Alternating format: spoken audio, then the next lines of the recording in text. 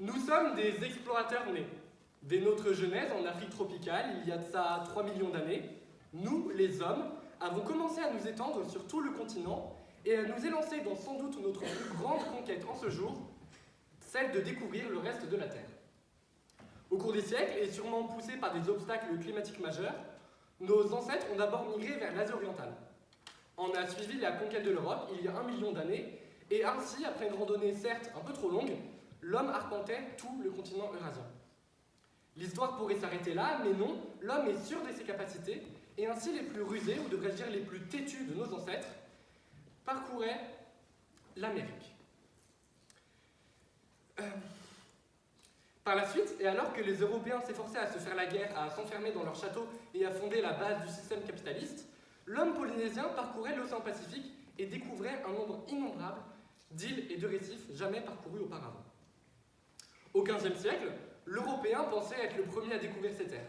Il eut au moins le mérite d'arpenter lui aussi, et pour la première fois, une incroyable quantité de zones émergées. En 1820, Homo sapiens laissait ses traces sur le dernier et sans doute le plus difficile d'accès des continents, l'Antarctique. C'est ainsi qu'arrivé au XXe siècle, et après des millénaires d'exploration, l'homme avait enfin découvert l'ensemble de la planète. Il avait parcouru chaque continent, chaque terre, chaque archipel, chaque récif. Il devient ainsi la seule espèce à parcourir par elle-même l'ensemble de nos 5 continents. Mais nous sommes des explorateurs nés. Et si notre planète n'a plus de secret pour nous, il n'y a qu'à prendre un peu de hauteur. En réalité, l'univers est si grand qu'on pourrait le croire infini. Selon les études de Brian Johnson, astronome, l'univers observable, et seulement observable, compterait 200 000 milliards d'étoiles. 200 000 milliards d'étoiles, c'est un chiffre vertigineux. C'est un 2 avec 23 zéros derrière. À titre de comparaison, imaginez qu'un humain compte en lui environ 30 milliards de cellules. Si chaque cellule de votre corps était un être humain, le nombre de cellules en vous serait toujours inférieur au nombre d'étoiles que compte l'univers. Pour en revenir aux chiffres, 200 000 milliards de milliards, c'est environ 10 fois le nombre de verres dont on aurait besoin pour vider l'ensemble des océans de la planète.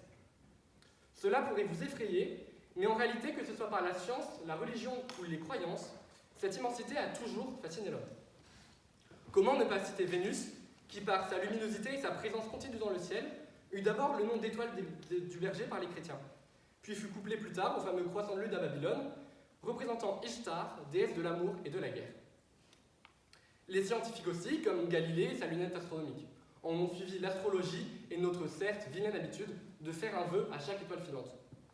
On pourrait aussi mentionner les Grecs, les Aztèques, les Égyptiens et même les Français pour leur dieu et roi soleil. La véritable conquête spatiale débute comme une majorité de découvertes, par la guerre. Pour en revenir à la conquête spatiale, donc, on la doit plus précisément à la guerre froide. Dans un contexte de tension inédite, les deux puissances majeures en place à cette époque, l'URSS et les USA, jouent une énième fois du jeu de qui a la plus grosse. Plus question de se montrer c'est bon, non, chaque côté veut gagner la Lune.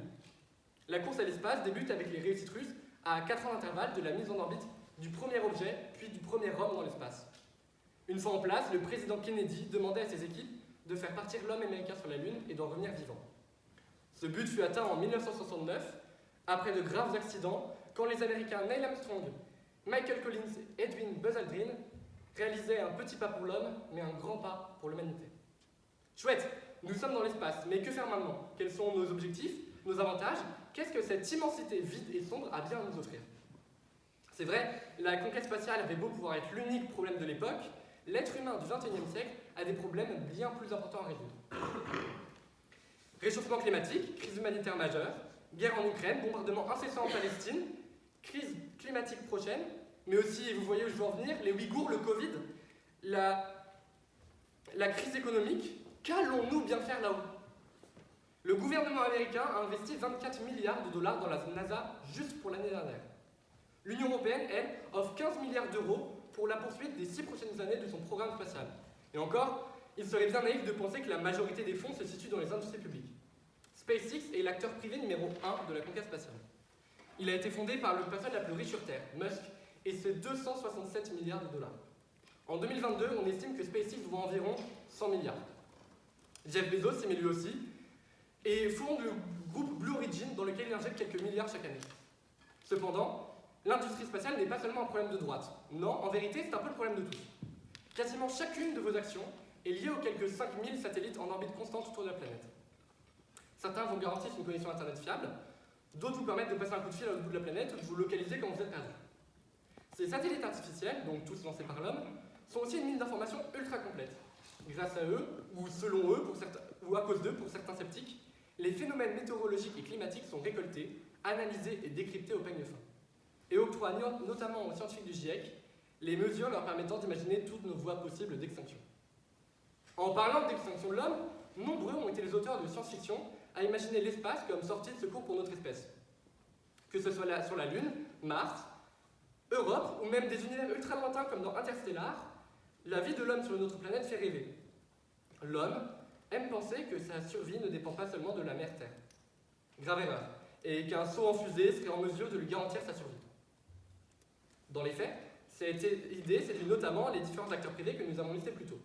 Elon Musk ne s'en est jamais caché, son but est de coloniser la planète rouge. Sur la page dédiée du site de SpaceX, on peut lire une citation certes édifiante. « Je veux me réveiller le matin et imaginer à quel point le futur va être génial.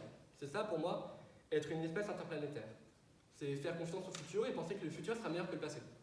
Et je ne peux rien imaginer de plus excitant que de partir et de se retrouver là-haut, au milieu des étoiles. » Jeff Bezos aussi imagine les hommes dans l'espace. Pour lui, ce serait de gigantesques tubes de verre en rotation à des vitesses folles et recréant le champ de pesanteur terrestre, pouvant chacun contenir jusqu'à 1 million d'individus.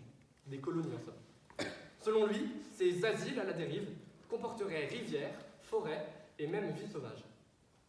Diverses questions éthiques se posent alors. C'est vrai, imaginez que la seule survie possible pour notre espèce soit les colonies martiennes de SpaceX. Imaginez donc que ces colonies appartiennent au richissime Musk. À ce moment donné, SpaceX deviendrait la plus grande entreprise de tous les temps car elle aurait réussi à privatiser l'humanité, avec Elon Musk comme son prophète. Que répond le droit ? Le droit spatial se résume à 5 grands principes issus de conventions internationales de l'ONU. Il est assez nouveau et régit acteurs privés et publics dans leur utilisation des zones spatiales. Le premier principe est la libre exploration et utilisation de l'espace. États et acteurs privés sont libres de se rendre dans l'espace et pour l'explorer et y effectuer différentes missions.